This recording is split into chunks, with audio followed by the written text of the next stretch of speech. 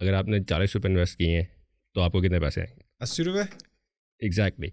Now next question is कि अगर आपने 3,25,05,037 रुपीज़ इन्वेस्ट किए हैं तो कितने आएंगे?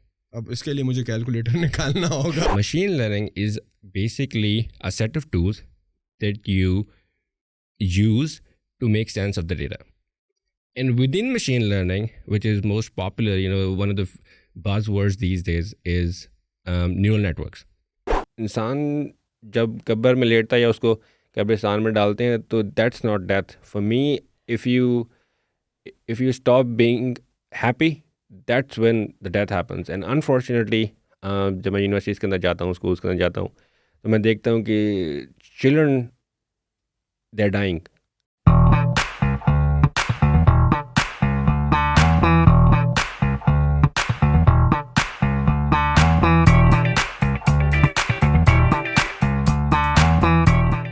अस्सलाम वालेकुम ख़वातीन और हज़रात, welcome to the new episode of the back to basics podcast. मैं हूं नईम सिकंदर, आपका होस्ट. एंड आज बड़ी इंटरेस्टिंग कन्वर्सेशन होने वाली है. ज़रा से हट के और थोड़ा सा नॉर्म को हम चैलेंज करेंगे और थोड़ा सा एक डिफरेंट टॉपिक को छेड़ेंगे. आर्टिफिशियल इंटेलिजेंस को थोड़ा सा छेड़ते हैं, डेटा साइंस को थोड़ा सा छेड़ते हैं. लेकिन इसके लिए फिर हमें चाहिए भी था बड़ा ख़ास मेहमान जिससे इस टॉपिक पे बात हो सके. तो आज हमने दावत दी है अपने स्टूडियो में मिनाज रहमान साहब को, जो कि CEO हैं और चीफ डेटा साइंटिस्ट हैं साइडस सॉल्यूशंस के. कैसे हैं सर आप? Thank you so much Naeem, it's a pleasure being here. आपके मैं एपिसोड्स देखता रहता हूँ और I really love it. Interesting questions, intriguing questions with energy. And looking forward to having a wonderful conversation. Thank you very much sir. Sir ये नाम आपका बड़ा जो है जिसके आप CEO हैं, साइडस सॉल्यूशन, मुझे लगता है कि कोई साइकोलॉजी और डेटा और आर्टिफिशियल इंटेलिजेंस का एक मिक्सचर है. थोड़ा सा इसके बारे में बताएं, क्या है आपकी company? Very good guess. Psychometric Data Analysis is the full name of the company.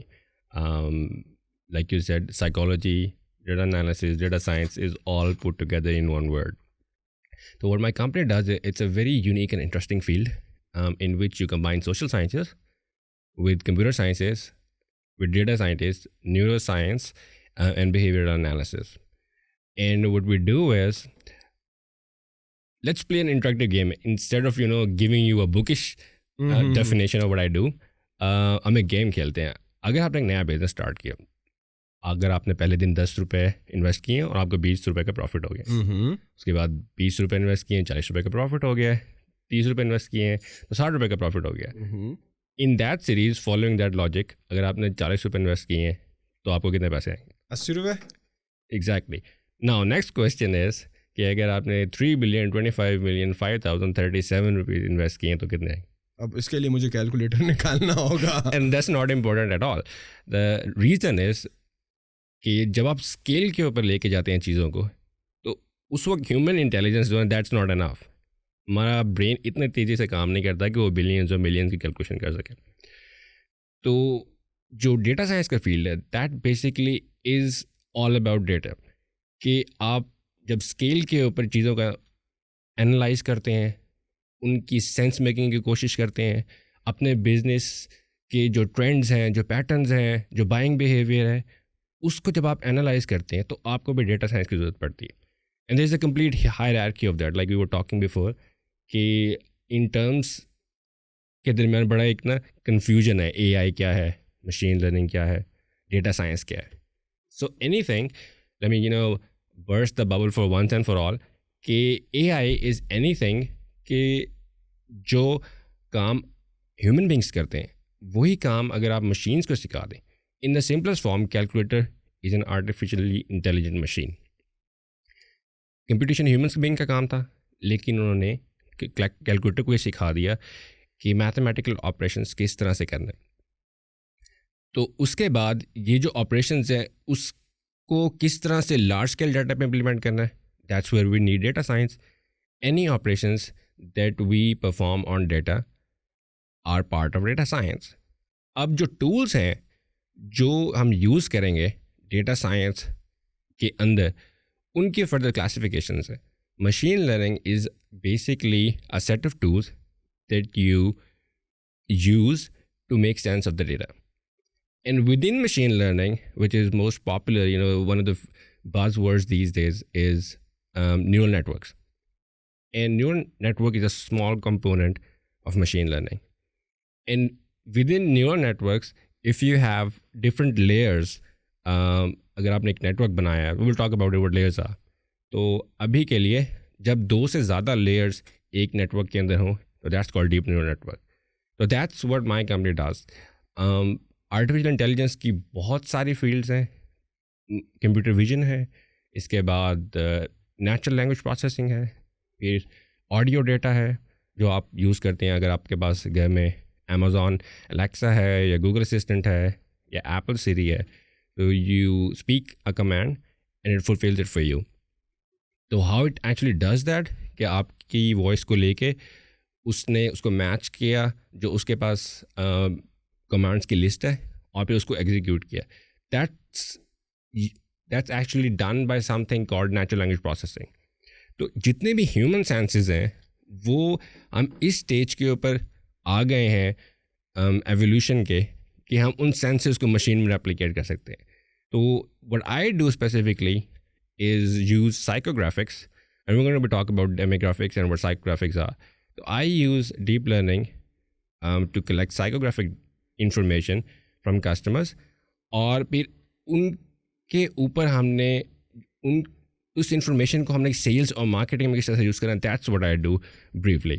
So in nutshell जहाँ तक मुझे लगा कि क्या आप कर रहे हैं साइडर सोल्यूशन में, आप कंपनीज को सर्विसेज दे रहे हैं अपना बेसिकली डेटा साइंस की कि उनको अपनी सेल्स किस तरह बढ़ानी है based on the customers they have right, और उनको किस तरह बेहतरीन तरीके से टारगेट करके आर्टिफिशियल इंटेलिजेंस के थ्रू, सही है, मशीन लर्निंग के थ्रू, सही है, उनकी डेमोग्राफिक्स को समझकर, उनकी साइकोग्राफिक को समझकर, जो कि डेफिनेटली हम आपसे पूछेंगे भी कि साइकोग्राफिक है क्या चीज़. डेमोग्राफिक की तो समझ आती है, ये टर्म बड़ी नॉर्मली यूज़ होता है. So you are basically providing the services. तो ये सर्विसेज आप पाकिस्तान में प्रोवाइड कर रहे हैं या इंटरनेशनली आप क्लाइंट्स को दे रहे हैं?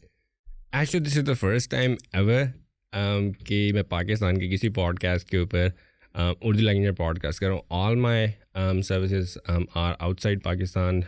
मेरे जो लिंक्डइन है, मेरा अपना भी पॉडकास्ट है by the way, the Minaj podcast. तो all the guests are from Facebook, Apple, Twitter, Microsoft, their CTOs, CEOs, directors, the neuroscientists, memory scientists, psychologists, to invite them on the podcast. So what we do is, let's take it step by step. कि psychographics और demographics में basically फ़र्क क्या है. वो information जो आपकी information है जो चेंज नहीं हो सकती, like your height, your age, your education level, या जो भी नंबर इन्फॉर्मेशन है आपके बारे में, दैट्स इम्यूटेबल, दैट्स डेमोग्राफिक्स. एक और इन्फॉर्मेशन है आपके बारे में जो आपके टेम्परामेंट को बताती है. फॉर एग्जांपल, अगर मुझे हॉकी पसंद है, आपको शायद क्रिकेट पसंद हो, मुझे बिरयानी पसंद है, आपको बर्गर्स पसंद हो, आप एक्सट्रोवर्ट हैं तो मैं शायद इंट्रोवर्ट हूँ. तो ये जो टेम्परामेंटल डिफरेंसेस हैं, these are called psychographic differences. And these differences predict a lot about how human beings are going to work or are they going to do next on buying platforms. और business अगर आप कोई run करें तो this is information that's worth gold कि next move आपकी online platform के ऊपर क्या होगा. तो how do you actually find out psychographics of different people? अब रिसर्च के 3 लेवल्स होते हैं. सबसे पहला लेवल ये है कि आप लोगों से ही पूछ लें कि आपकी प्रेफरेंसेस क्या हैं. जब हम यूनिवर्सिटी के अंदर, I am also visiting professor in different universities, तो what we do is we give statistically tried, reliable and valid instruments, questionnaires to people. उनसे पूछते हैं कि अगर आप फॉर एग्जांपल एक बुक आपको दी जाए और आपको एक ऑप्शन दी जाए कि आपने आज शाम को एक पार्टी पे जाना है, तो आप उसमें से क्या चूज़ करेंगे. अगर आपके घर की बेल बजी है तो आप क्या वो पहले शख्स होंगे जो जाके दरवाज़ा खोलेंगे, या यू विल वेट कि यार कोई और चला जाए. तो जेनेरिक प्रेफरेंशियल क्वेश्चन हम उनको देंगे और बेस्ड ऑन देयर आंसर्स जब हम उनको कैलकुलेट करेंगे through a psychological number assigning process, that field is by the way called psychometric. That's my area of expertise. तो जब आप वो इन्फॉर्मेशन ले लेंगे उस पर्सन के बारे में, उसके बाद you will match it with standard scores of that society and that specific strata. अगर आप 18 से 35 मेल की जो कैटेगरी है उसके स्टैंडर्ड स्कोर से अपना स्कोर मैच करेंगे तो आपको पता चलेगा कि in comparison to the rest of society am I more extrovert और एम आई मोर इंट्रोवर्ट.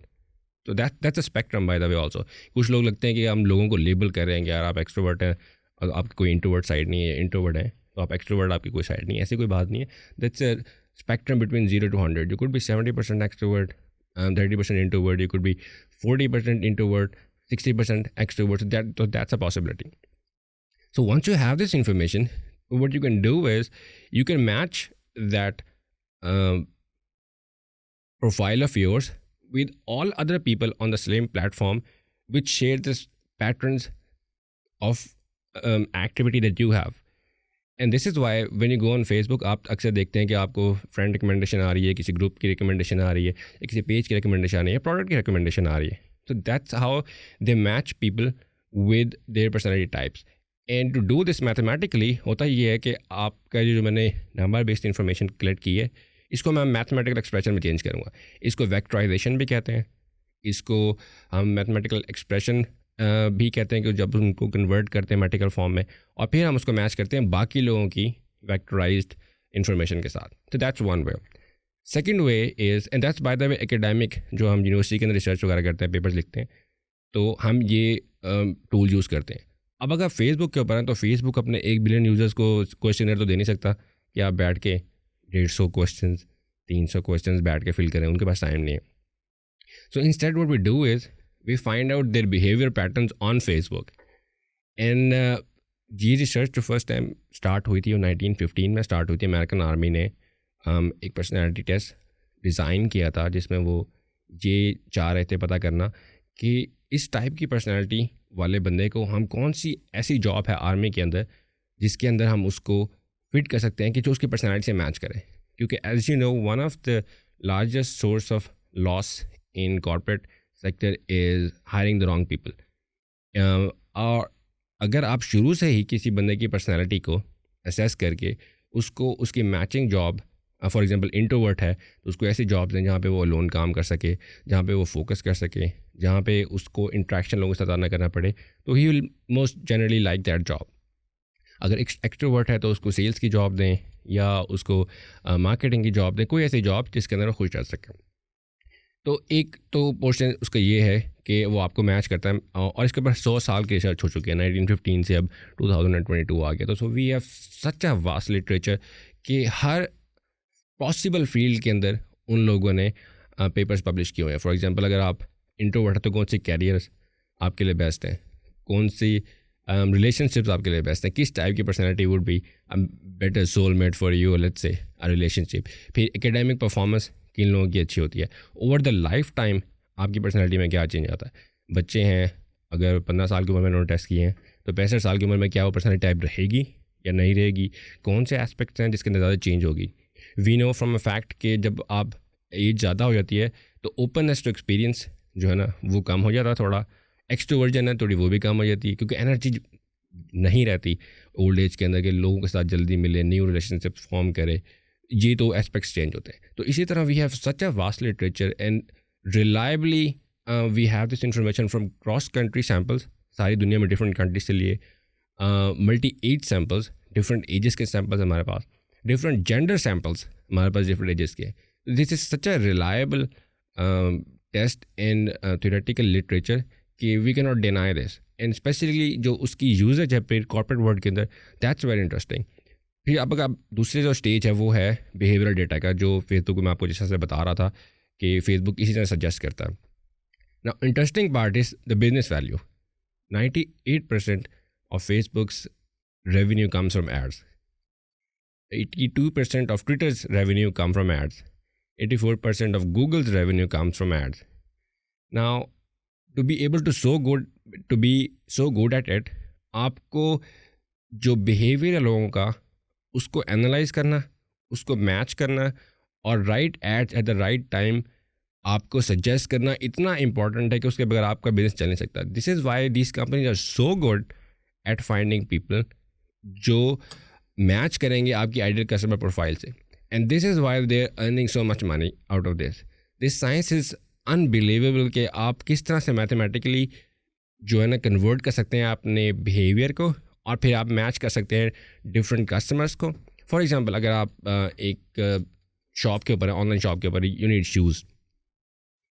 अब जब आप वो वेबसाइट बंद करके फेसबुक के ऊपर जाते हैं तो आपको एड्स आना शुरू हो जाते हैं अचानक जूतों के। Sometimes you wonder why is that happening. So what actually happen is कि एक फेसबुक पिक्सल का कोड होता है। अगर आपने कोई बिजनेस का पेज बनाया है तो वो आपको एक पिक्सल का कोड देंगे, वो जाके आपने अपनी जो ई कॉमर्स की वेबसाइट है उसके ऊपर आपने एम्बेड करना है।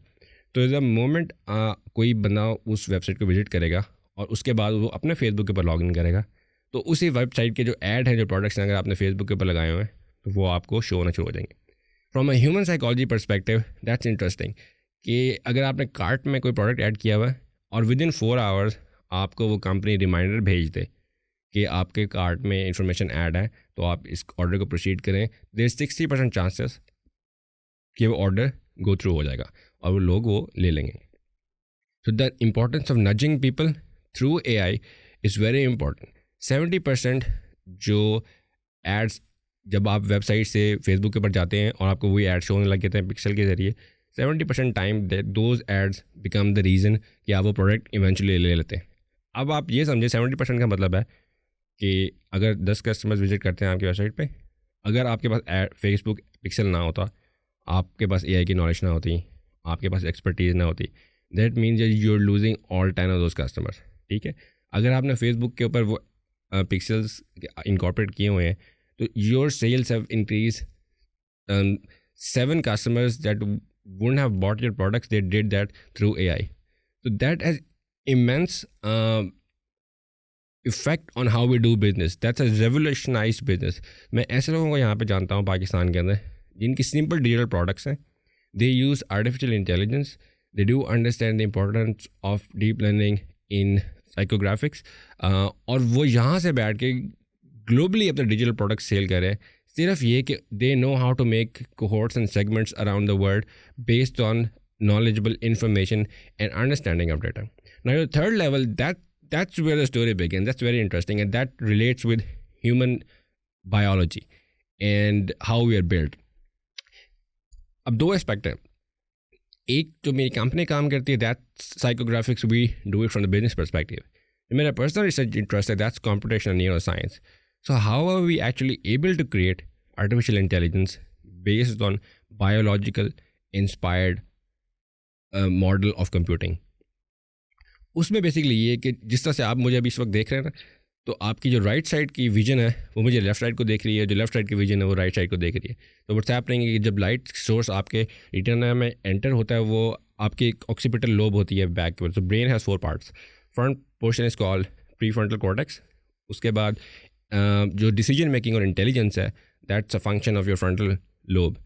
उसके बाद जो डिसीजन मेकिंग है, जो चीज़ों की सेंस बताता है, अगर आप मुझे भी देख रहे हैं ना, तो अगर आपके पैराइटल लोब ना होते you would have no idea who I am. आप मुझे देख तो रहे होते लेकिन आपको ये पता ना होता कि इसका नाम है हाज है, that's a person, that's a 3D model, it has different colours, तो ये आपको बिल्कुल पता ना होता। जिस तरह किसी के सर पे चोट लग जाए तो वो अगर हॉस्पिटल में पड़ा हुआ वो आपको देख तो रहा है लेकिन वो आपको पहचान नहीं पाता है। एग्जैक्टली। ये एक्सपेरिमेंट बाय द वे अगर आप यूट्यूब के ऊपर जाएँ तो जो ना बड़े इंटरेस्टिंग एक्सपेरिमेंट एनिमल्स के ऊपर भी हुए हैं।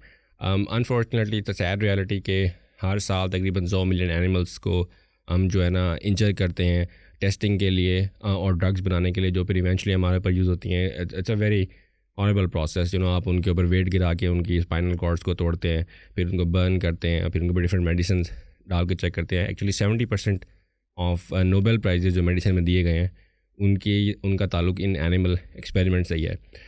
On one side you can say it's very cruel, on the other side कि अगर ये ना होता तो ह्यूमन बींग्स के लिए भी हम ड्रग्स वगैरह ना बना सकते। सो अपार्ट फ्राम दिस, जब पैराइटल लॉब आपकी परसेप्शन की सेंस आपको देती है, उसके बाद आपके जो बैक साइड के ऊपर इसको ऑक्सीपिटल लोब कहते हैं, इसका ताल्लुक आपके आंखों के साथ होता है। और जो आपके एयर्स के साइड पे दोनों साइड में, बाय द वे ब्रेन के 2 हेमिस्फेयर, एक राइट हेमिस्फेयर और एक लेफ्ट हेमिस्फेयर। हर पार्ट जो मैं आपको बता रहा हूँ इसके 2 साइड्स हैं, राइट साइड भी एक लेफ्ट साइड भी। तो जो कानों के साथ है that's called temporal lobe and that is associated with memory and language processing. And it's very intuitive कि ज़ाहिर बात है जिस ऑर्गन के साथ जो ब्रेन का पार्ट होगा उसको ज़्यादा सफ़र नहीं करना पड़ेगा। फॉर एग्जांपल अगर मैंने कोई डिसीजन मेकिंग करना है तो फिर आइस के साथ तो वो पीछे से जाके इतना लंबा सफ़र करने में उसको टाइम लगेगा। तो once we know about this कि ह्यूमन ब्रेन इस तरह से काम करता है, तो इन 1950s रिसर्चर्स ने सोचा कि क्यों ना हम एक ऐसा मॉडल बनाएं जो बायोलॉजिकली इंस्पायर्ड ह्यूमन ब्रेन से हो और उसको हम कंप्यूटिंग के लिए यूज़ कर सकें, जो अपने आप को इंटेलिजेंस सिखाए, बजाय ये कि ह्यूमन बींग्स हर पॉसिबल इंस्ट्रक्शन एक प्रोग्राम की एंटर करें. फॉर एग्जांपल मैंने आपको सिंपल एग्जांपल बताई थी, because that's what I love to do when I go to universities and schools, to break down things in the smallest possible manner that even 5-year-old can understand. तो 2+2=4 is mathematical reality. तो जो normal deterministic programming है, या जिसको हम कहते हैं computer logic है, जो सॉफ्टवेयर कोडर्स डिज़ाइन करते हैं, उसके आपको हर एस्पेक्ट सॉफ्टवेयर का लिखना पड़ता है. आपको पहला 2+2 सारी इंस्ट्रक्शन देनी पड़ेंगी और फिर वो जाके कैलकुलेट करेगा और रिजल्ट 4 निकालेगा. जो मशीन लर्निंग है, it teaches itself to how to get to 4. तो आपने उसको पहला 2 देना है और प्लस की जगह ना आपने उसको ऑप्शन देनी है कि इसके अंदर डिफरेंट वैल्यूज़ इनपुट करो और मुझे फाइनल रिजल्ट जो है ना वो 4 चाहिए. अच्छा, मैं यहाँ पर आपको थोड़ा सा रोकना चाहूँगा ना, और मैं आपसे ये समझने की कोशिश करना चाहता हूँ कि AI, machine learning, data science, neuro networks, सही है, ये अभी तक आपने इन 4 टर्म्स का जिक्र किया है अपनी कन्वर्सेशन में. तो ये आया एक ही फील्ड है, या ये 4 अलग फील्ड्स हैं, या ये आर्टिफिशियल इंटेलिजेंस के अंदर मशीन लर्निंग भी आती है, फिर डेटा साइंस भी आती है, फिर न्यूरो नेटवर्क्स भी आती हैं? अगर आप थोड़ा सा इन टर्म्स को डिफाइन कर दें और बता दें कि ये समहाउ किस तरह कनेक्टेड है आर्टिफिशियल इंटेलिजेंस के साथ. जी, you guess it right, the latter कि ओवर आर्चिंग जो टर्म है वो AI है. AI के अंदर ये सारी चीज़ें हैं. जो AI के अंदर जो एक सर्कल है that is called data science. ठीक है, डेटा साइंस के अंदर जो सर्कल है, जो उसका पार्ट है, वो मशीन लर्निंग. मशीन लर्निंग के अंदर एक स्मॉल फील्ड है जिसका नाम है न्यूरल नेटवर्क्स. और न्यूरल नेटवर्क्स की एक स्पेसिफिक टाइप है डीप न्यूरल नेटवर्क्स. जब आप कॉम्प्लेक्सिटी इंक्रीज करते हैं न्यूरल नेटवर्क्स की, तो that become deep neural networks. It has to go through many layers. तो we can talk about this also. This is answer question. Yes, so आप बता रहे हैं कि ये जो है ये बेसिकली एक ही ब्रांच है जिसकी अंदर सब ब्रांचेस हैं. Exactly. And do you think in this day and age जब ब्लॉकचेन की लोग बात करते हैं, सही है, जबकि क्रिप्टोज और ये ब्लॉकचेन और डिसेंट्रलाइज्ड नेटवर्क्स की लोग बात करते हैं, तो इसमें आर्टिफिशियल इंटेलिजेंस और मशीन लर्निंग का कोई रोल है? Exactly. It's even become more important for these technologies to use artificial intelligence. वो इस तरह से blockchain, when we use blockchain, तो जो डिसेंट्रलाइज्ड ट्रांजैक्शंस हैं उनकी जो इन्फॉर्मेशन है वो किसी लेजर में है, किसी रजिस्टर के अंदर है, उनका एक रिकॉर्ड है. ठीक है, और उस डेटा को जब हमें प्रोसेस करना है तो उसके लिए भी हमें कोई ना कोई टूल तो चाहिए. जब हम मशीन लर्निंग उसके ऊपर एप्लीकेशन करेंगे कि ये ट्रांजैक्शन फ्लॉड डेट को हुई थी और उस ट्रांजैक्शन के ऊपर बाकी जितने सारे नोड्स हैं नेटवर्क के, उसको एग्री करना है कि वाकई ये ट्रांजैक्शन हुई है. तो wherever there is data, there is always need of data science. Actually that's ये फ़र्ज़ है जो है ना डेटा साइंस, जहाँ पे भी डेटा होगा उसके लिए, उसके बगैर आप चला नहीं सकते. मैं आपको एक एग्जांपल बड़ी ज़बरदस्त देता हूँ आर्टिफिशियल इंटेलिजेंस की. जितने बड़े बड़े बैंक्स हैं ना, इन्वेस्टिंग बैंक है, JP Morgan Chase है, 2012 में आप इनका रिकॉर्ड उठा के देखें डे ट्रेडिंग का, 365 दिनों के अंदर से 10 से 12 दिन ऐसे होंगे जहाँ उनकी लूजिंग ट्रेड्स हैं, बाकी सारी विनिंग ट्रेड्स. 2013 में उठा के देखें 5, 7, 8 दिन होंगे लूजिंग ट्रेड्स. 2014 में उठा के देखें 9-10 होंगी. 2015 में 40-50, maximum 20. You see the pattern. तो what they do is they use something called quant techniques, and quant techniques are based on artificial intelligence algorithms. तो what they do is कि वो जो सारा डेटा है ना पिछले 50 साल का स्टॉक मार्केट का डाटा है, they feed that in neural networks. तो what the neural network does is, और आपने उनको एक पॉलिसी दी हुई है कि हमारे जो स्टॉक के शेयर्स है ना वो ऊपर जाने चाहिए, नीचे नहीं आने चाहिए. तो what it does is वो कंप्यूटर अपने साथ गेम्स खेलता है. तो we are also going to talk about different types of neural networks. तो एक स्पेसिफिक टाइप न्यूरल नेटवर्क की वो होती है जिसको कहते हैं जनरेटिव एडवर्सेरियल नेटवर्क्स. लेकिन कन्फ्यूज नहीं होना, बड़े मुश्किल नाम होता है. वो करता ये है कि जो इंफॉर्मेशन आप उसको देते हैं इनपुट प्रोसेस करने के लिए, it reduces that into the simplest form जो उसकी पॉसिबल हो सकती है. फॉर एग्जांपल, अगर आपका बिल बोर्ड के ऊपर किसी जगह पे बहुत बड़ा आपकी पिक्चर लगी हुई है, तो we'll take that billboard और उसको हम एक छोटे से थंबनेल आइकॉन के अंदर कन्वर्ट कर देंगे, preserving all the information that is in the picture. उसके बाद जो हमारे पास थंबनेल है, हम उसको रिक्रिएट करके उसको बिल बोर्ड के साइज़ पे लेके जाएंगे ताकि हमें ये पता चल सके कि हमारा जो नेटवर्क है वो सारी इन्फॉर्मेशन जो है ना इनकोड और डीकोड प्रॉब्ली कर सकता है without losing information. That exact same principle is applied in day trading. So what it does is कि कंप्यूटर्स जो है ना, जो पिछले 50 साल का रिकॉर्ड है, ऑटोमेटिक गेम्स खेलता है अपने साथ. एक जो कंप्यूटर है वो अपना रिटर्न मैक्सिमाइज़ करने की कोशिश करता है, और जो दूसरा उसका एडवर्सरी है वो अपना जो मैक्सिमाइज़ करना चाहता है रिटर्न वो करता है. और during this game they find out basic rules of how to maximise your returns. This is also called algorithmic trading. Algorithmic trading के अंदर ये होता है, एक स्पेसिफिक टर्म है बैक ट्रेडिंग और बैक ट्रेसिंग. उसके अंदर जितना प्रीवियस स्टॉक मार्केट का डेटा है वो यूज़ करके उसके ऊपर कंप्यूटर गेम्स खेलता है, उसे लर्न करता है कि पैटर्न्स क्या हैं, कब स्पाइक ऊपर जाएगी, कब नीचे जाएगी, कब शॉर्ट करना है, कब लॉन्ग करना है. These are stock market investing terms. तो जब आपके पास ये इन्फॉर्मेशन आती है उसके बाद साल या 6 महीने आप वो रियल लाइफ में ट्राई करते हैं.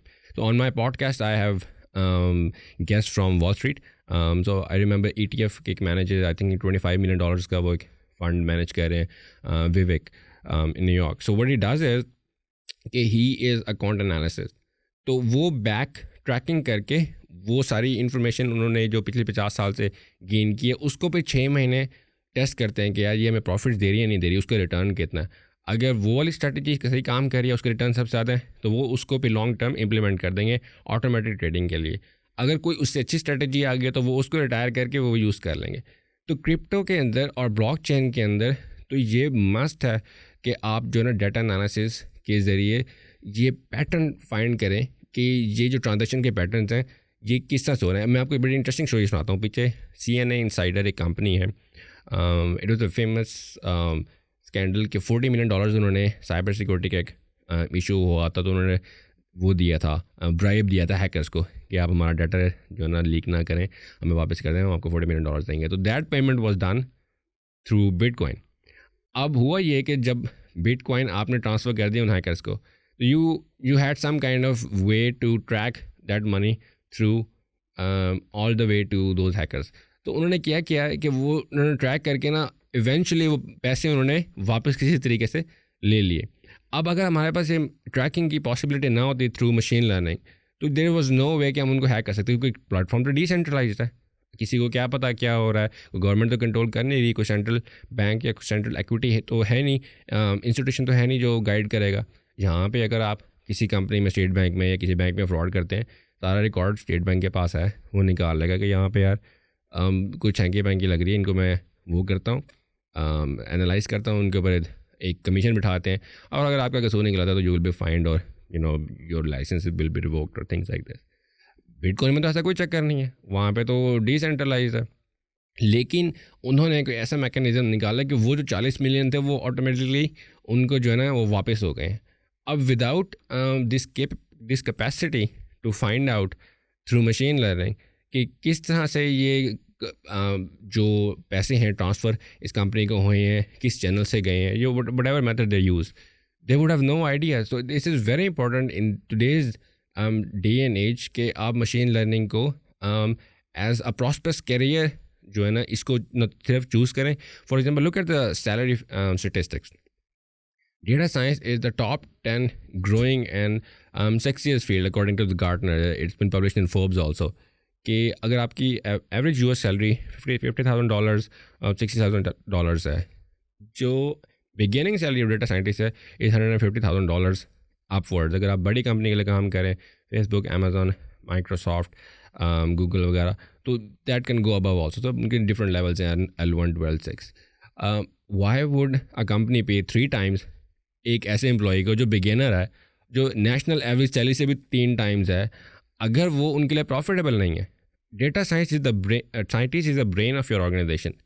अगर आप ब्रेन के ऊपर इन्वेस्ट करेंगे तो वो आपको ऐसी इन्फॉर्मेशन देगा कि आप जो उसको $1.5 लाख 2 लाख डॉलर दे रहे हैं ना साल के, वो आपको 2-4-50 मिलियन कमा के ही देगा उसके अगेंस्ट. तो it's a very wise investment on data science, and that's a field that I am working on for many years. I'm a scientist. I've published papers on this. मेरे research के ऊपर 18,000 views हैं जो मेरे research वगैरह के हैं. And I find it very fascinating to talk about these things. And मज़े की बात ये कि आर्टिफिशियल इंटेलिजेंस का इतना रोल हो गया है हमारी ज़िंदगी के हर शोबे में कि अब ये लगने लगता है कि यार ये ह्यूमैनिटी को कोई ख़तरा तो नहीं है, क्योंकि देखिए जापान में रोबोट्स पे बातें होती हैं, सिलिकॉन में सारी चीज़ें चल रही हैं, टेस्ला है जो कि कम्प्लीटली ऑटोमेटेड है, आर्टिफिशियल इंटेलिजेंस और मशीन लर्निंग बैक पे वर्क कर रही है। आपको नहीं लगता कि बहुत ज़्यादा इन्फ्लुएंस हो गया आर्टिफिशियल इंटेलिजेंस का? तो ये एक ओवरऑल शायद एक मिसकंसेप्शन हो, एक मिथ हो। तो do you think artificial intelligence is like kind of a harm to humanity in a long run? Right on the money there. अब तो इसके ऊपर इतनी इन्वेस्टिगेशन स्टार्ट हो गई हैं कि इसका इम्पैक्ट जो है ना हमारा सोशल फैब्रिक के ऊपर होना शुरू हो गया। फेसबुक काफ़ी लॉ सूट्स उसके ऊपर हो चुके हैं इस वक्त, स्पेशली इंस्टाग्राम का एक बहुत बड़ा स्कैंडल है कि जो यंग गर्ल्स हैं उनका जो बॉडी इमेज है वो फेसबुक डेवलप इस किस्म का कह रहा है कि उससे जो सीरियस मेंटल और फिज़िकल हार्म्स हैं वो बहुत ज़्यादा इंक्रीज़ हो गए हैं, सुसाइड के रेज इंक्रीज़ हो गए हैं, the attempts to make suicide is increasing. अभी पिछले दिनों फेसबुक की एक प्रोजेक्ट मैनेजर एम्प्लॉई थी जो विसल ब्लोअर बनी है और उन्होंने टेस्टिमनी दी है in US courts against Facebook कि किस तरह से फेसबुक की इंटरनल रिसर्च ने भी ये शो किया है कि ये जो एड्स वगैरह या जो कंटेंट यंग गर्ल्स के सामने पब्लिश कर रहे हैं दैट्स वेरी हार्मफुल। फिर वो जो विसल ब्लोअर हैं फ्रांसिस हाउगन, वो उन्होंने यूके की पार्लियामेंट के सामने भी टेस्टिमनी दी। तो it can have serious consequences also. Tesla जो आप कहा की बात कह रहे हैं, machines are always machines, they are going to make smart decisions, लेकिन वो कभी ना कभी गलती ज़रूर करेंगे।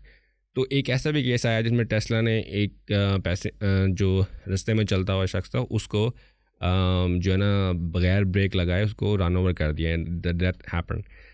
तो इस किस्म के ट्रायल्स भी बहुत हैं। अब तो EU के अंदर एक नया लॉ लेके आ रहे हैं विच इज़ द AI एक्ट और प्रोटेक्शन ऑफ सिटीजन्स और देयर राइट्स, और इसके ऊपर डिबेट्स चल रही हैं। और अगर कोई कंपनी जो भी AI के अंदर काम कर रही है EU के अंदर, उसको डिफरेंट कैटेगरीज अपनी डिसाइड करनी पड़ेंगी कि जो उनके डिसीजन हैं वो हाई रिस्क है, लो रिस्क है या मीडियम रिस्क है। और बेस्ड ऑन दैट अगर वो कोई वायलेशन करती हैं तो उनको 6% ऑफ एनुअल जो उनका रेवेन्यू है वो इन फाइन्स देना पड़ेगा, या फिर $6 मिलियन और आई थिंक $3 मिलियन एटलीस्ट उनको उसका फ़ाइन करना पड़ेगा, क्योंकि the consequences of AI are as big as the benefits of AI।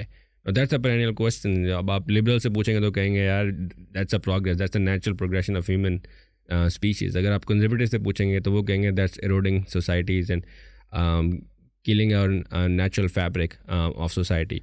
तो बेस्ड ऑन आप जिससे भी पूछेंगे हर बंदे की अपनी ओपिनियन होगी, लेकिन द आइडिया इज़ कि हम ह्यूमन एवोल्यूशन की इतनी फाइन स्टेज के ऊपर पहुंच गए हैं कि human beings are becoming irrelevant.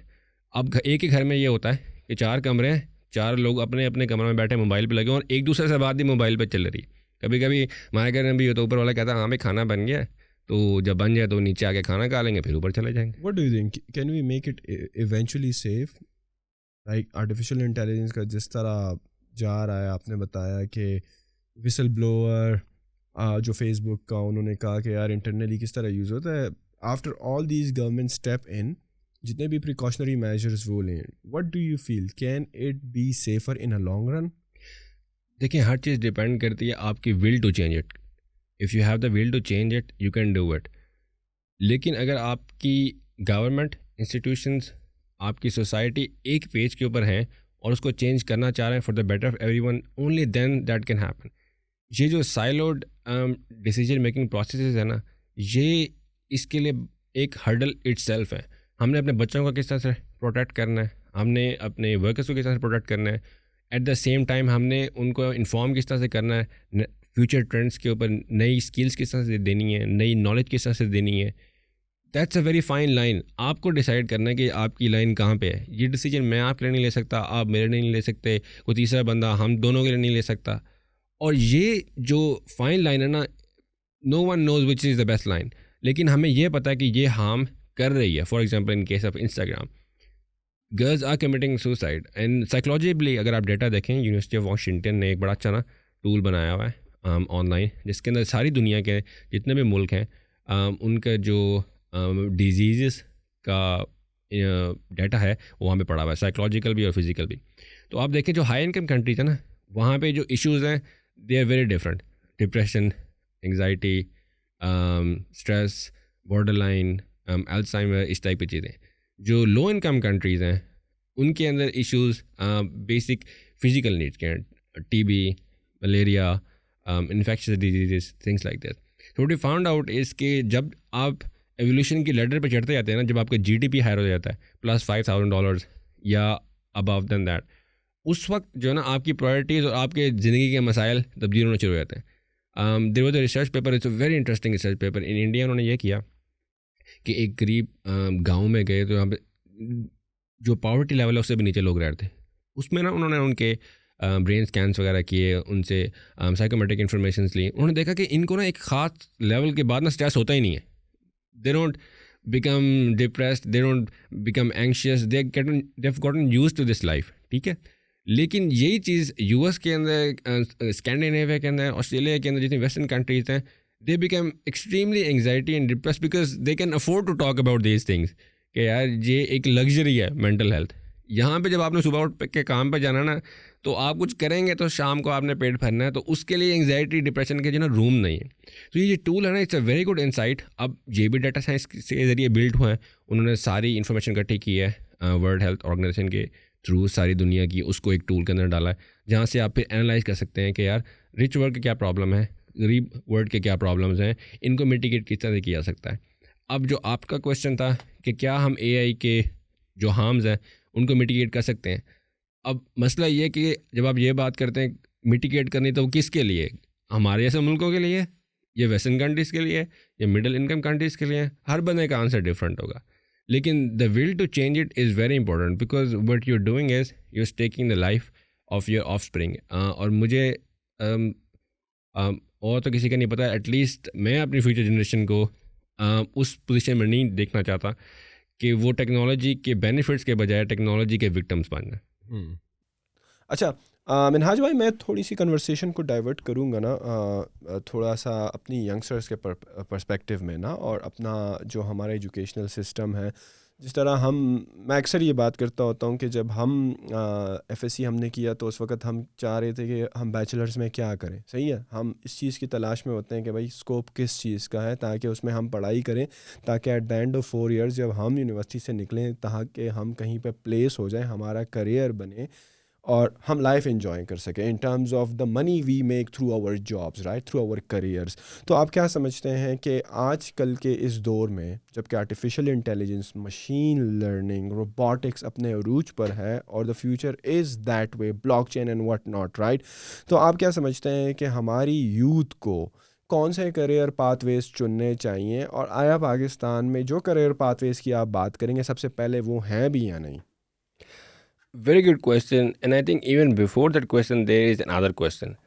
और वो क्वेश्चन ये है कि आया हम अपने जो स्टूडेंट्स हैं, जो यंग जनरेशन है, नॉट इवन यूनिवर्सिटी कॉलेजेस बल्कि स्कूल के लेवल पे भी, what do we want for them? आप उनको जॉब देना चाहते हैं, आप उनको अमीर बनाना चाहते हैं, या आप उनको खुश बना रखना चाहते हैं?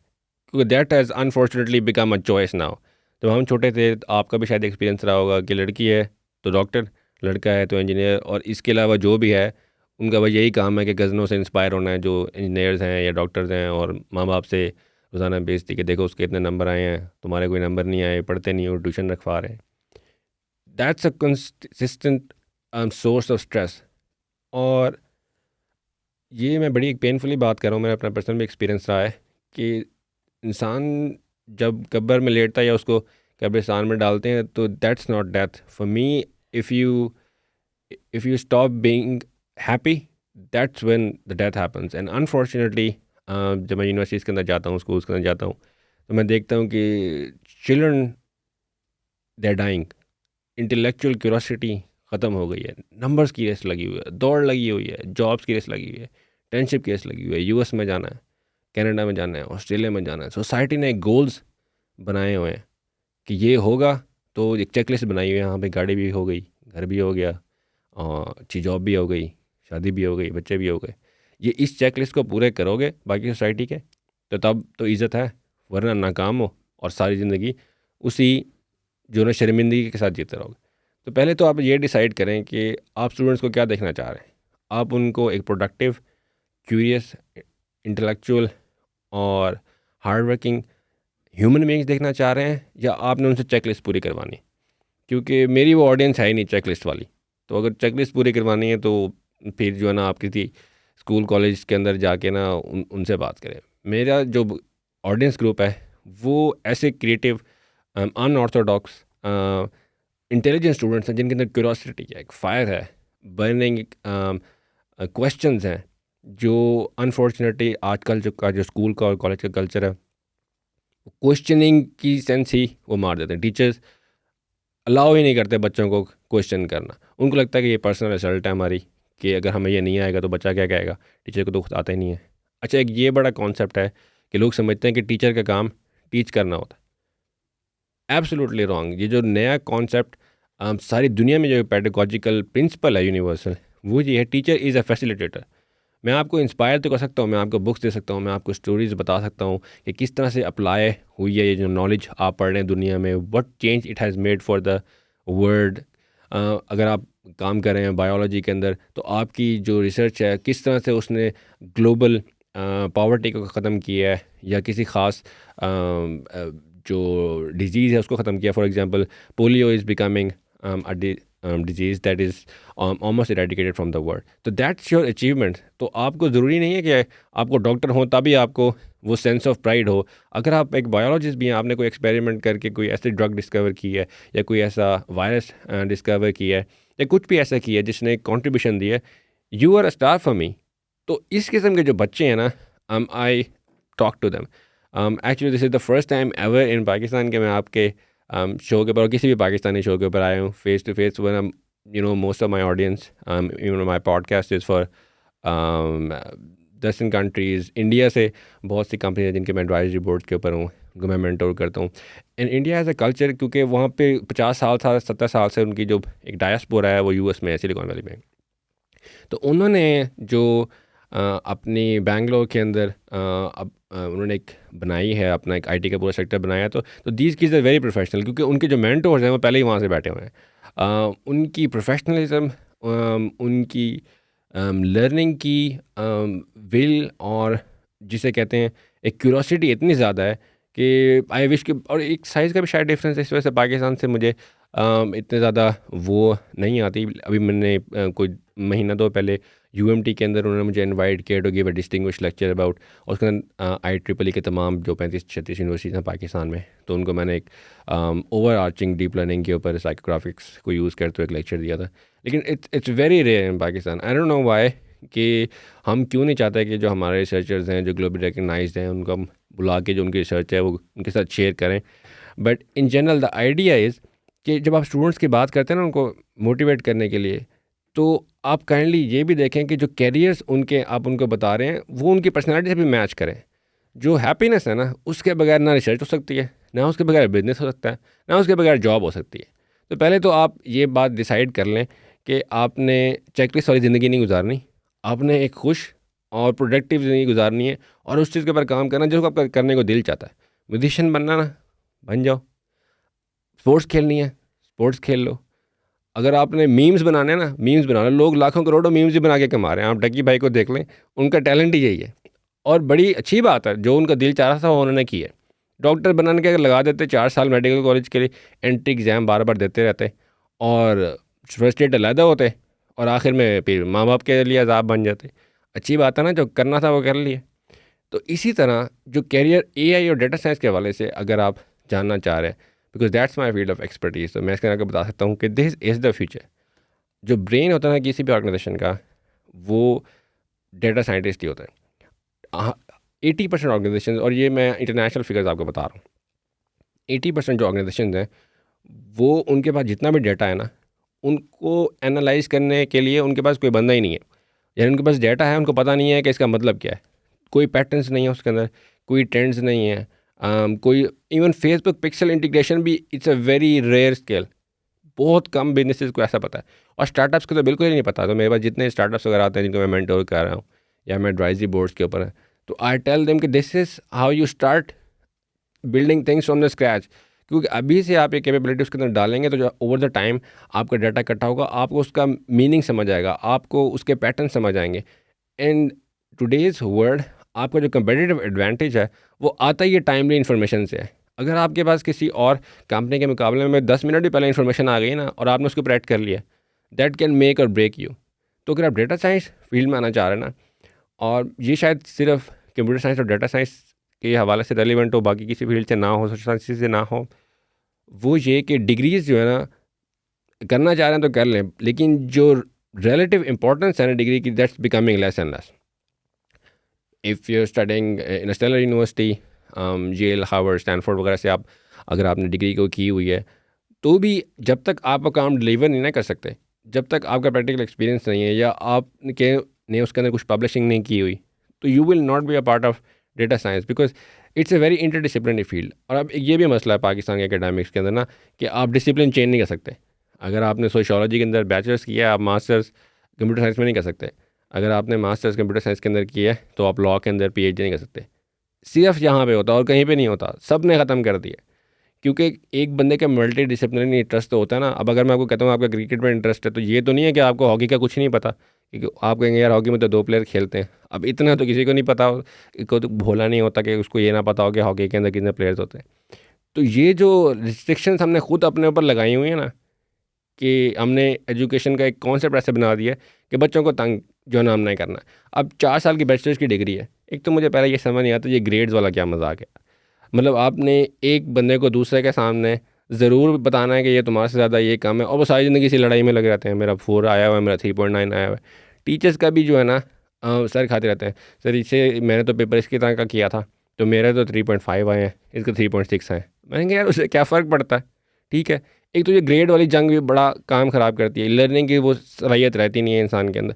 क्योंकि जब ग्रेड्स के ऊपर ही लड़ना है तो फिर पढ़े कौन, फिर तो अच्छी तरह से पेपर रट के उसका आंसर दो। अब जिस बंदे ने स्कूल में भी ये किया हो, कॉलेज में भी किया हो, यूनिवर्सिटी में भी 4 साल ये किया हो, तो मुझे बताएं जब कंपनी किसी के अंदर जाएगा तो वहाँ पे तो उनको काम चाहिए, और काम भी एक स्पेसिफिक छोटा सा स्किल चाहिए जो आपने एक कोर्स शायद 3rd सेमेस्टर में पढ़ा था, उससे रेलिवेंट काम चाहिए। अब बाकी जो आपने 4 साल अपनी ज़िंदगी के जो ना ज़ाया किए हैं, अगर आप जॉब करें तो उसके उनके पर्सपेक्टिव तो ज़ाया ही है ना। आपने डिफरेंट कोर्सेज़ पढ़ लिए, अब वो जो कोर्सेज़ पढ़ लिए हैं वो कोर्सेज़ भी इस तरह से पढ़ाते हैं कि 6 महीने आपने एक सेमेस्टर पढ़ा, उसके बाद वो किताबें साइड पे और नई किताबें आ गई, फिर वो पढ़ा वो भी साइड पे, अगली किताबें आ गई। अब मैं अगर आपसे पूछूँ ना कि साल पहले जो आपने किताब पढ़ी थी उसके अंदर क्या कुछ पता नहीं, क्योंकि वो तो साल हो गया इस बात को, आप कौन याद करे। तो ऐसी एजुकेशन का क्या फ़ायदा कि जिसके अंदर आप इन्फॉर्मेशन रट तो लेते हैं, पास तो हो जाते हैं, लेकिन वो इंटरनलाइज नहीं होती। और जब इन्फॉर्मेशन इंटरनलाइज नहीं होगी, आपको उसकी डेप्थ पता ही नहीं है, और फिर काम पे आप क्या करेंगे। तो अब जो नया कॉन्सेप्ट आया ना कंपनीज़ का, वो ये करती हैं, by the way Microsoft, Google, Apple and even my company, we don't have any requirement for any degree. There 2 things in life that you need to know. और ये अब जो ना साइकोमेट्रिक जो टेस्टिंग है उसके हवाले से इट्स अ फैक्ट कि 80% ऑफ कंपनीज जो फॉर्चून 500 कंपनीज हैं वो किसी साइकोमेट्रिक टेस्ट के बगैर लोगों को नहीं रखती। 2 चीज़ें आपको चाहिए, एक आप जिस बंदे को हायर कर रहे हैं उसका IQ स्कोर, और दूसरा personality temperament. These are 2 things you absolutely need to know. उसमें होता ये है कि IQ के भी 2 फॉर्म्स हैं, एक फ्लूइड IQ और एक क्रिस्टल IQ। क्रिस्टल IQ ये होता है कि जिसमें क्रिस्टल्स एक दूसरे के ऊपर जम जाते हैं, बर्फ़ के ऊपर आप पानी फेंकते हैं तो वो और लेयर्स बनती जाती हैं, दैट्स क्रिस्टल IQ। और दैट मीन्स इज कि 5 साल की उम्र से आप ना इन्फॉर्मेशन इकट्ठी करना शुरू करते हैं। टीवी पे कुछ देखा, रेडियो पे कुछ देखा, दोस्तों ने कुछ सुना, ये सारी इन्फॉर्मेशन बेस इकट्ठी होती है। जब आप 25 साल के होते हैं ना तो आपके पास ये फैक्चुअल नॉलेज होती है, एनेक्डोट्स होते हैं, कार्टून्स के बारे में बात कर सकते हैं। लेकिन जो फ्लूइड नॉलेज है ना, जो फ्लूइड IQ है, दैट इज़ समथिंग कि आप उसको किसी भी सिनेरियो आपको अगर दे दिया जाए उसके अंदर आप अपना पाथ नेविगेट कर लेंगे। तो ये जो IQ की जिसकी मैं बात कर रहा हूँ वो फ्लूइड IQ है, कि अगर आपका 120+ IQ है, and by the way IQ is very simple also how to design it. आपके पास 100 क्वेश्चंस हैं एब्स्ट्रैक्ट थिंकिंग के। ये नहीं कि अगर आपके पास कोई ग्लास है तो आपने उसको उल्टा सीधा किस तरह, ये तो आप देख रहे हैं। ऐसा कोई क्वेश्चन जो आपने अपने दिमाग में सोचना है। फॉर एग्जाम्पल आपको मैं एक नंबर चीज़ बताऊँ, let's play another interactive game. 2, 4, 6, what's the next number? 2, 4, 6, 8। Exactly. Now what you are doing is कि आपके माइंड ने ऑटोमेटिकली ये ना पैटर्न रिकग्नाइज कर लिया। और ये हमारे जो टेस्ट होते हैं, NTS के टेस्ट होते हैं या अपना ग्लोबल GMAT GRE के टेस्ट होते हैं, that uses psychometric also which is my field to design this test. अब ये जो डिज़ाइन पैटर्न होते हैं ना, इनके अंदर इंटेलेक्चुअल कैपेबिलिटी लोगों की डिफरेंट होती है. तो आपके पास 100 क्वेश्चन है, आपको मैंने 10 क्वेश्चन दिए, मैंने किसी और को भी 10 क्वेश्चन दिए, किसी और को भी 100 लोगों को मैंने 100 क्वेश्चन दे दिए, 10 क्वेश्चन दे दिए, ठीक है. उनके जो राइट आंसर्स हैं उनको मैंने रैंक ऑर्डर कर लिया उसके हिसाब से, राइटनेस के हिसाब से. उसके बाद मैंने 10 और दिए, फिर 10 और दिए, फिर 10 और दिए. जब 100 क्वेश्चन हो गए ना, तो मैंने ईच के हिसाब से उसको करेक्ट कर लिया और रैंक ऑर्डर बना दिया. जो हाईएस्ट रैंक होगा ना वो हाईएस्ट आईक्यू में आएगा. और ये एक डिस्ट्रीब्यूशन है कि ज़्यादातर लोग होते हैं 100 जो है ना वो सेंट्रल टेंडेंसी से, 100 से ऊपर लोग होते हैं और 100 से नीचे लोग होते हैं. तो जो 85 है ना, उससे नीचे अमेरिकन आर्मी के अंदर उन्होंने डिसाइड किया कि कोई ऐसी जॉब नहीं है जो 85 से कम आईक्यू वाला कर सके. इस तरह जो 120 प्लस आईक्यू है, that's only 2% people in the world, and these are the people that you should invest in for the betterment of any country, because these are the geniuses that you need. तो once you have the IQ, पहले तो आपको ये चीज़ पता चल गई कि यार ये ऑब्जेक्ट्स को मैनिपुलेट बंदा कर लेता है. फिर इसके अंदर डिफरेंट टाइप्स के क्वेश्चन होता है. अभी तो मैंने आपको नंबर सीरीज़ बताई है, अल्फ़ाबेट सीरीज़ होते हैं, फिर ट्रायंगल्स होती हैं, फिर शेप्स होती हैं, फिर उनके डिफरेंट मैचिंग पैटर्न्स होते हैं.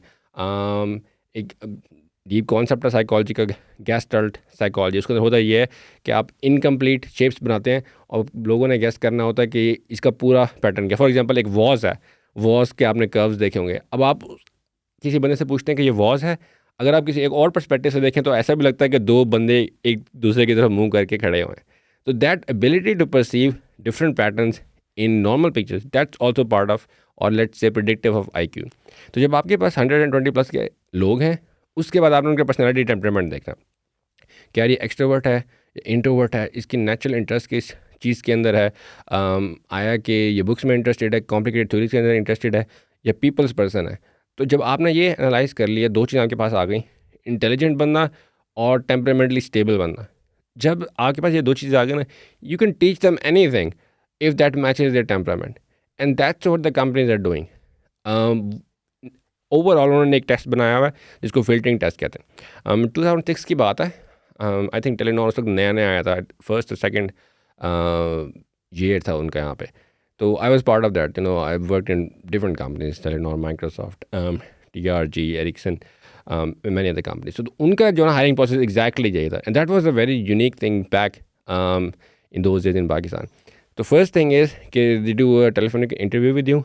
तो आपका वो बोल चाल देखते हैं, because the job was for call centre. और टेलीनॉर का रूल था कि आप कॉल सेंटर से ही सारे लोग ऊपर जाते हैं, इवन मैनेजर और VP लेवल के लोग भी. तो जब वो आपको टेलीफोनिक इंटरव्यू में शॉर्टलिस्ट करते हैं, उसके बाद they have an IQ test. तो मैं याद है हमारा PC में IQ टेस्ट हुआ करता था. उसके अंदर उन्होंने एक ऑब्जेक्ट मैनिपुलेशन की सीरीज़ थी, फिर नंबर सीरीज़ थी, फिर जनरल नॉलेज के क्वेश्चंस थे. ये सारे जब क्लियर करते तो उसके बाद आपका एक टीम बिल्डिंग का राउंड होता था, जिसके अंदर आपकी डिफरेंट टीम्स, ग्रुप डिस्कशंस बनाते थे. आपने फिर क्वेश्चंस डिफेंड करने होते थे. And customer service is by the way the second most stressful job on earth. आप पूछेंगे फर्स्ट कौन सी है? फर्स्ट वाली वो है जो जब प्लेन्स लैंड करते हैं एयरपोर्ट के ऊपर, तो एक बंदे ने इस तरह से हेडफोन्स पहन के वो पार्क करा रहा होता. नाउ द रीज़न इज़ कि जो विंड प्रेशर है उसके एयर्स के ऊपर इतना ज़्यादा होता है कि वो जो नर्व्स के ऊपर इम्पैक्ट देता है, उसका जो स्ट्रेस लेवल्स हैं वो बाकी किसी भी जॉब से बहुत ज़्यादा है. तो this is why they get more holidays also, और उनकी शिफ्ट भी बड़ी इंटरचेंजेबल होती हैं. तो वी वर टोल्ड कि सेकेंड जो है ना मोर कॉम्प्लिकेटेड और स्ट्रेसफुल जॉब है. अब जब आपने लोगों को बिठाना है, कस्टमर जो आएगा, किसी न किसी का कोई मसला है, कोई आपसे गपशप करने फ़ोन नहीं करेगा, सीधी सी बात है. अब हर बंदा मसला लेके आ रहा है और हर बंदा आपके ऊपर तप रहा है, तो आप अपना टेम्पर लूज़ नहीं कर सकते. तो वो जो ग्रुप डिस्कशन है ना, उसके अंदर वो जान के आपको ना टेम्परामेंट लूज़ कराने की कोशिश करता है. आई थिंक ISS भी जो ना उसके अंदर भी यही प्रॉब्लम, जो ना आपको वो आपका टेम्परामेंट चेक करते हैं. तो जो वो राउंड क्लियर करता है, उसके बाद फिर सीनियर मैनेजमेंट के साथ उसका इंटरव्यू करता था. तो इतना कॉम्प्लिकेटेड प्रोसेस था. तो दो two things that I found out कि एक वो ये चेक कर रहे हैं आपका IQ, और दूसरा वो ये चेक कर रहे हैं आपका temperament. And once you have these two things, unbelievable वो टीम थी जो मेरा batch, I think the second third batch था वो टेलीनॉर का. और ऑल दीज पीपल जो अब CEOs हैं टेलीनॉर के अंदर, मोबलिंग के अंदर, डिफरेंट कंपनीज़ के अंदर, even abroad, they come from the same band. All my friends जो उस बैच के मेंबर थे, वो कहीं ना कहीं C-suite की पोजीशन के अंदर है. और मुझे बाद में जब मैं स्वीडन में मुझे पढ़ने का मौका मिला, लिव्ड देयर फॉर 4 years, और मुझे ट्रैवलिंग का मौका मिला, तो मुझे पता चला that's something typical Scandinavian. Telenor जो है वो नॉर्वे की कंपनी है, एंड द स्कैंडिनेवियन कल्चर जो है ना, जो ओपन डेस्क कल्चर था और डिस्कशन का कल्चर था, वो बेसिकली जो ना टेलीनॉर के कोर वैल्यूज़ के अंदर था। और ये जो वैल्यूज़ हैं that's based on two things, कि find naturally intelligent and malleable people, see if they have good temperament and use them. तो ये चीज़ जो है ना मैं बच्चों को बताना चाहता हूँ कि डिग्रीज़ जो है ना नाउअडेज़ ये अखराजात की रसीद हैं, सीधी सी बात है। करनी है, माँ बाप को खुश करना है, कर लें, लेकिन जॉब्स आजकल जो कंपनीज हैं they are becoming very cut throat. अगर उनके मतलब का आप काम कर सकते हैं और आपके अंदर इंटेलिजेंट है, they will hire you, otherwise they don't care about big companies. तो मेरी कंपनीज के बल्कि अभी एक पिछले दिन एक्सपेरिमेंट देख रहा था, तो एक क्या हमारे दोस्त हैं, साइकोलॉजिस्ट हैं, रिसर्चर्स हैं, तो उन्होंने अपनी कंपनी के लिए हायरिंग करनी थी। तो उस हायरिंग के अंदर उन्होंने बाकायदा ये वो किया हुआ था, वहाँ पे लिख के लगाया हुआ था कि डोंट मेंशन योर यूनिवर्सिटी और ग्रेड्स और any past previous experience, just your name and qualification if you want to, और उसके बाद डायरेक्टली वो आईक्यू टेस्ट के ऊपर, फिर टेम्परामेंट टेस्ट के ऊपर, और फाइनली वो बंदे को हायर करते हैं। क्योंकि जब आप लोगों को बताते हैं ना मैं इस यूनिवर्सिटी से, तो basically you trying to impress them, और वो बंदा ये चाहता नहीं था कि मैं इन्फ्लुएंस हूँ उसकी यूनिवर्सिटी के स्टैचर से, क्योंकि मुझे तो बंदा रखना है, मैंने यूनिवर्सिटी का क्या करना है, मैं यूनिवर्सिटी को तो एम्प्लॉय नहीं कर रहा ना। तो ये अब जो मैंटेलिटी बनती जा रही है एम्प्लॉयर्स की, ये बनती जा रही है। तो फॉर स्टूडेंट्स आई रिकमेंड कि अगर तो आप साइंटिस्ट बनना चाह रहे हैं, keep your curiosity alive, keep your happiness alive, and make sure that you can focus on complicated literature for long time. अगर आपका नेचुरल टेम्परामेंट है तब तो ये आप करें, वरना और बहुत सारी चीज़ें यार, लेकिन कम से कम खुश तो रहो। आजकल तो खुश Exactly. लोगों की भी बहुत कमी है दुनिया में। अच्छा, नहीं, बहुत ज़बरदस्त पॉइंट आपने रेस किए। Before I want to conclude this podcast, मेरा एक सवाल है। आपने कहा AI is the future, right? But Pakistan में एआई और मशीन लर्निंग का क्या लेवल है? कुछ पढ़ाया ही नहीं जा रहा। तो जो स्टूडेंट्स को आपने ये मैसेज दिया कि भाई this is the future, this is the way to go, like everything is built around AI and machine learning and data science these days, and these are very important skill. तो किस तरह जो लोग इस field में आना चाहते हैं, जो कि इसमें एक्सेल करना चाहते हैं, किस तरह ये सीखें? एआई मशीन लर्निंग की स्किल्स किस तरह डेवलप करें, जबकि हमारी यूनिवर्सिटी में ये स्किल्स उस लेवल पे सिखाई नहीं जा रही हैं? और आपने बताया है कि अगर कोई इंजीनियरिंग की तरफ आ रहा है तो उसने अगर उसी फील्ड में पढ़ाई नहीं की तो वो मास्टर्स बैचलर्स नहीं कर सकता। अगर आपकी एफएससी जो है प्री इंजीनियरिंग में नहीं है तो you can not be a computer engineer, right? आपको वो सब्जेक्ट्स पढ़ने हैं, वो प्री रिक्विजिट्स हैं जो आपको एफएससी में क्लियर करने होते हैं, आपको बैचलर्स में करने होते हैं before you go into the respective category in your masters. तो फिर किस तरह सीखें ये बच्चे? Very good question. जो हमारा दौर था ना, उसके अंदर आपको ना फेट सील हो जाता था। एफएससी अगर प्री इंजीनियरिंग रख ली तो आगे फिर स्टेम फील्ड से पढ़नी है, ना मेडिकल में जा सकते हैं, ना कभी कुछ कर सकते हैं। अब जो है ना दुनिया बहुत चेंज हो गई है। अब आपके पास जो है ना आपकी यूनिवर्सिटी के टीचर से 1500 गुना अच्छे टीचर्स ऑनलाइन कोर्सेरा पे कोर्सेज करवा रहे हैं, यूडेमी पे कोर्सेज करवा रहे हैं, मूक्स हो रही हैं, कॉन्फ्रेंसेस फ्री हो रही हैं, वेबिनार्स हो रहे हैं, उनको लग जाए। मेरे यूट्यूब का जो पॉडकास्ट है उसका बेसिक स्टार्ट करने का मकसद ये था कि I wanted to bring world best researchers and scientist. उनको मैं अपने स्टूडेंट से मिलवाना चाहता था कि वो इंस्पायर वो हों। तो बढ़ते बढ़ते वो इतना बढ़ गया कि that became a sensation, that's one of the favourite podcast in AI. तो जो डेटा साइंटिस्ट हैं जिन्होंने चैनल्स बनाए हुए हैं यूट्यूब के अंदर, लुइस सेरानो हैं, वो मेरे पॉडकास्ट के ऊपर आए, कि जॉश टामर हैं, उनका बहुत बड़ा एक चैनल है स्टैट क्वेस्ट के नाम से। डेटा प्रोफेसर, बायोइन्फॉर्मेटिक्स के प्रोफेसर हैं, वो भी वीडियोस बनाते हैं डेटा साइंस के ऊपर। तो जो उनकी प्लेलिस्ट है ना, तो व्हाट दे डू इज़ बहुत सारे कॉम्प्लिकेटेड कॉन्सेप्ट बड़े सिंपल छोटे डाइजेस्टेबल वीडियोस के अंदर वो बना के वो उन्होंने अपनी प्लेलिस्ट के ऊपर लगाएंगे। एक तो अगर आपने बेसिक कॉन्सेप्ट समझने हैं तो आप वो वीडियोस वगैरह से बेसिक सीख सकते हैं। इतना आप काबिल हो सकते हैं कि आप किसी बंदे को समझा सकते हैं कि डेटा साइंस ये होती है। उसके बाद जब आप डिफरेंट कंपनीज में अप्लाई करते हैं तो आप जो ये कोर्सेज जो आपने किए हैं कोर्सेरा के ऊपर, यूडेमी के ऊपर, वो आप उनके उसमें जो आपने जो लर्निंग की है उसको आप एक प्रोजेक्ट बना के अपने गिटहब के प्रोफाइल के ऊपर आप डाल देंगे। देखें जी, ये भी प्रोजेक्ट मुझे आता है, ये भी मैंने किया हुआ है, ये भी किया हुआ है, ये भी किया हुआ है। इसके अलावा मैंने ये जो ब्लॉग्स लिखे हैं अपनी लर्निंग के ऊपर, कि जब मैं पढ़ रहा था उसमें मैंने ये चीज़ें सीखी हैं, तो उसके अंदर मैंने ये एडिशन की है। ओपन सोर्स जो सॉफ्टवेयर्स हैं या ओपन सोर्स लाइब्रेरीज है, उनके अंदर आप कंट्रीब्यूट करें कि ये जो आपने बनाया ना इसके अंदर मैं थोड़ा बेहतर कर सकता हूँ, तो वो आप अपनी कंट्रीब्यूशन दे दें। कंपनीज आजकल ये देखते हैं कि यार जो एम्प्लॉय हमारी कंपनी में काम करना चाह रहा है इसका पर्सनल इनिशिएटिव क्या है। कि रिटायर है तो हर बंदा पढ़ सकता है, डिग्री तो हर बंदे के पास है। जब आप ग्रेजुएट करेंगे तो 1500 और बंदा भी तो ग्रेजुएट करेगा ना, आप अकेले तो नहीं कर रहे। और उन 1500 में से उन्होंने ये चेक करना है कि इस बंदे को वाकई जो है ना इस फील्ड का शौक है, उसने पर्सनली भी कोई इनिशिएटिव लिया है। मैं जब यंग हुआ करता था तो और एटलीस्ट इस फील्ड में आ रहा था तो हमारी लिनक्स की एक फ्लेवर है यूबंटू के नाम से, तो मैं उसकी पाकिस्तान टीम के अंदर था। I was also by the way one of the founders of Wikipedia in Pakistan. तो जब ये इनका उर्दू पेज स्टार्ट हुआ तो एक मार्कअप लैंग्वेज होती है जिसके अंदर आप आर्टिकल्स लिखते हैं, तो वो मार्कअप लैंग्वेज जो है ना वो मैंने लोगों को ट्रेन करना सिखाया। मैंने वर्कशॉप्स की, कॉमनवेल्थ ऑफ लर्निंग का मैं कंसल्टेंट था, तो कश्मीर वगैरह में हमने ये सारी वर्कशॉप्स की। तो that I did because I had the initiative कि यार मुझे ये चीज़ सीखनी चाहिए, ये नहीं है, इसको मैं किस तरह से करूँ। तो करते करते फिर जो है ना एक ख़ास स्टेज आया कि लोगों को वाकई पता चलने लग गया कि यार ये तो इस काम में एक्सपर्ट है, तो let's bring him on board. तो इसी तरह से कंप्यूटर साइंस एक ऐसी फील्ड है, और by the way this is the easiest field to get in data science, because ये इंटरडिसिप्लिनरी फील्ड है। इसके अंदर ज़रूरी नहीं है कि आप कंप्यूटर साइंस हैं, आप साइकोलॉजी से भी आ सकते हैं, आप फिज़िक्स से भी आ सकते हैं, आप सोशल साइंसेज के किसी और डोमेन से आ सकते हैं। No one cares as long as you know what you are doing. और जब आपको पता है आप क्या काम करें तो फिर कंपनीज को तो चाहिए ही चाहिए, उन्होंने आपको तो रखना है, उन्होंने डिग्री का क्या करना है आपकी। तो ये जो स्टेप्स है ना कि एक तो इनिशिएटिव लें, जो काम आप सीखना चाह रहे हैं उसके कोर्सेज वगैरह करें, वो अपने प्रोफाइल में डालें, गिटहब का आपका लिंक होना चाहिए और एम्प्लॉयज़ को आप सेंड कर दें। तो मुझे नहीं लगता कोई भी ऐसा एम्प्लॉयर हो जो आपको ना मौका ना दे।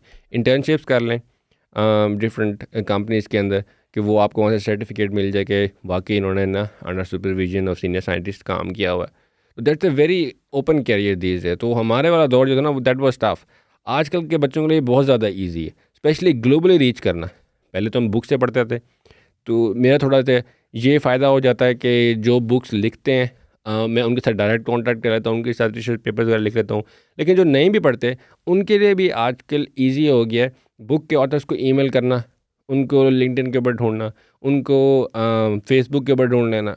तो ये जो कम्युनिकेशन है ना बहुत ज़्यादा ईजी हो गई है।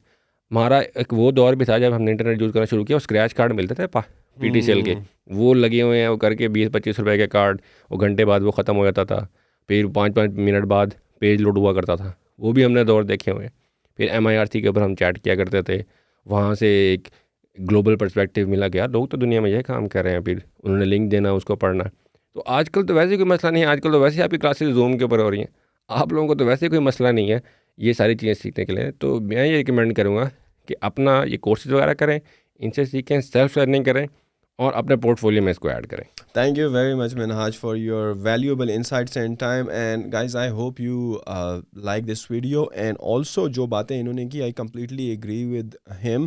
Because आजकल का दौर इस तरह है कि आपने अपना ख़ुद भी एक इनिशिएटिव लेना है, एक मेहनत करनी है। अगर आप यही सोच के बैठ जाएं कि भाई सारा कुछ हमें यूनिवर्सिटी में ही पढ़ाया जाएगा, तो unfortunately that is not the case. So you have to build those skills by in your extra time. यार आपको यूनिवर्सिटी के लेक्चर्स के बीच में फ्री टाइम मिलता है, एक से दूसरी क्लास के बीच में टाइम होता है, या जब आप घर आते हो। देखिए पाकिस्तान में हमारा ये है कि हमसे हमारे पेरेंट्स जॉब भी नहीं करा रहे होते, सही है, और ना हमें अपनी फीसेस खुद भरनी होती है most of the time. I am talking about the majority of those who are studying in universities. तो you have plenty of time to make sure कि अगर आप समझते हैं, जिस तरह मिनहाज ने भी बात की, because AI is the future, machine learning is the future, robotics is the future, and all of the other walks of life will be dependent on AI and machine learning.